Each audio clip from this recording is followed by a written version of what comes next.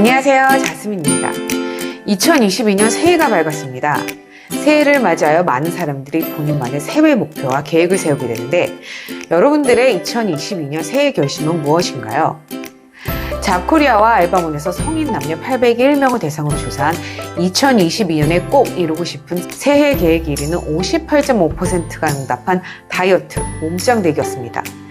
2위가 외국어 공부 등 자기개발, 3위가 취업, 4위가 저축, 5위가 연애 혹은 결혼이었는데요. 조사 기간에 따라 약간의 차이가 있긴 하지만 이 다이어트는 거의 매년 꼭 이루고 싶은 새해 계획 탑5 안에 등장하고 있습니다. 이렇게 매년 다이어트, 새해 결심을 하는 사람들이 많다는 것은 다르게 말하면 그만큼 매년 실패하는 사람들이 많고 이루기 어렵다라는 뜻이 될 수도 있는데요. 단순히 먹는 걸 좋아하고 게으르거나 의지력이 약해서 그런 거다라는 사회적 편견과 차별은 비만이 개인의 문제인 양, 그리고 여기저기서 들려오는 다이어트 성공담들은 다이어트를 매번 실패하고 살을 빼고 있지 못하는 것이 내가 못나서 나만의 문제로 받아들여져 본인 자신의 자존감에 큰 영향을 미치고 이 음식과 자신에 대한 부정적인 시각을 키워 점점 다이어트와는 더 멀어지게 되고 이는 또 자존감과 섭식장애로까지 연결됩니다.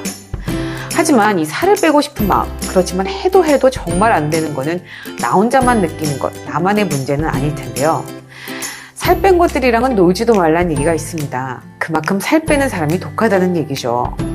생존을 위해 먹고자 하는 인간의 본능, 먹는 쾌락을 이 이성으로 다 잡아야 하고 많이 먹고 조금만 움직이는 걸 선호하는 인간의 본성과 싸워야 하기 때문에 이 다이어트가 죽을 만큼 힘든 것은 당연합니다. 하지만 불가능한 것은 아니고 여러분들이 가지고 계신 이 다이어트에 대한 개념과 방식을 조금 바꾸시면 배꼽 빠지게 웃으면서 할 수는 없어도 적어도 내 육체적, 정신적 건강을 망가뜨리면서 해야 되는 실패만 반복하게 되는 계획이 되지 않게 만들 수는 있을 텐데요. 우선 이 다이어트의 개념을 먼저 꼭 알고 계셨으면 좋겠습니다. 많은 사람들이 단순히 체중을 줄이고 살을 빼는 것을 다이어트라고 생각하시는데 우선 다이어트라는 단어 자체가 영어로 이 식습관의 뜻이고 그래서 나 다이어트해 라고 얘기할 때 I'm doing diet가 아니고 I'm on a diet라고 얘기를 합니다. 이 다이어트의 어원을 보시면 그리스어 디아이타에서 기원하였는데 An entire way of life, 이 전반적인 생활 방식을 뜻합니다. 단순히 몸무게와 사이즈를 줄이고 특정 부위의 살을 빼는 개념이 아닌 적절한 음식과 올바른 섭취 그리고 라이프 스타일의 밸런스를 맞추는 생활 방식이라는 뜻으로 보시는 게 맞지 않을까 싶습니다. 그런데 마른 몸을 선호하고 그것이 미적 기준이 되는 현대사회에서 많은 사람들이 단순히 보여지는 타인의 시선을 위한 몸매를 갖기 위해 다이어트를 합니다.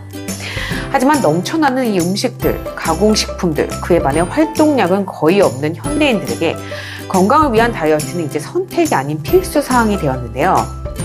21세기를 살아가는 사람들은 가뭄, 에볼라, 알카에다의 공격으로 죽기보다 이 맥도날드에서 폭식으로 죽을 확률이 훨씬 높다라고 경고할 만큼 전 세계적으로 비만 인구, 특히 고도 비만, 소아 비만, 그리고 날씬하지만 이 내장 지방이 쌓이는 마른 비만까지 모두 세계적 문제로 대두되고 있습니다. 전 세계 74억 인구 가운데 22억 명, 즉 전체 인구의 30% 정도가 과체중이나 비만과 관련된 건강상의 문제가 있고 약 7억 1천만 명, 대략 10% 정도가 비만으로 분류되는 것으로 나타났습니다. WHO는 이미 1966년에 비만을 21세기 신종 감염병으로 규정했고 국내 상황도 마찬가지인데요. 대한비만학회에서 2009년부터 18년까지 데이터 분석을 한 결과 일반 비만율은 10년간 12%, 고도 비만율은 72%가 증가한 것으로 나타났습니다.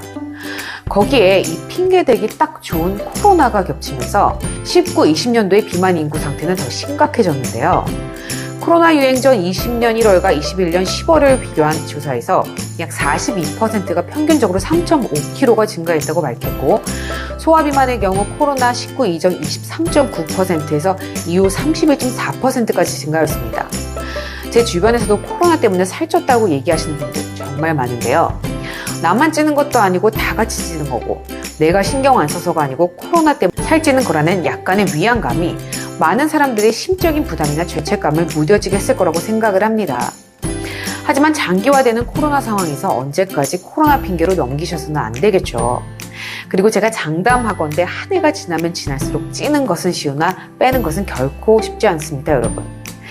그래서 2022년은 부디 여러분들의 인생의 새로운 전환점이 되는 해이길 바라면서 다음 영상에서 우선 여러분들이 다이어트하기 앞서 무조건 아셔야 하고 우선시돼야 되는 점들에 대해 몇 가지 다루고 앞으로 계속적으로 다이어트와 관련된 그리고 많은 사람들이 겪고 있는 이 섭식장애 문제 외 여러분들의 건강한 라이프 스타일에 도움될 만한 유익한 영상들을 많이 업로드할 예정이니 좀 전에 설명했던 다이어트의 어원 그 정의를 잘 마음속에 넣어두시고 2022년 현재 날씬하건 뚱뚱하건 몸매와 상관없이 모든 사람들이 올 한 해의 계획이 아닌 인생을 평생 살아가면서 갖고 가실 다이어트 계획을 저와 함께 세우셨으면 좋겠습니다.